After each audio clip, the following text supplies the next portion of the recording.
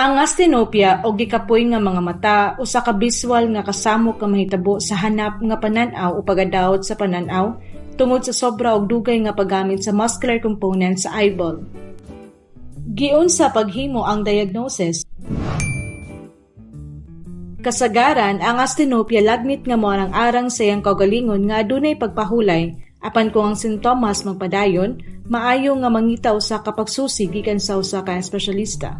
Ang ophthalmologist nagpahigayon og usa ka anamnesis, usa ka pisikal nga eksaminasyon ug instrumental nga pagsusi sa mata aron masusi ang kahimsog niini gamit ang espesyal nga butang. Usa ka pananglitan mao ang ophthalmoscope nga nagtugot sa pagsusi sa ocular fundus aron tunan ang retina ug mga may kalabutan nga estruktura, optic disc, macula, fovea, mga ugat sa dugo aron mahibal-an ang bisan unsang mga pagbag-o. Ato sa pagbisita, gisusi usab sa doktor ang visual acuity pinaagi sa pagpabasa sa pasyente sa mga optotype tables. Uban niini nga pamaagi ug uban pang mga pagsulay, mahibal-an sa doktor ang usa ka posible nga depekto sa refractive.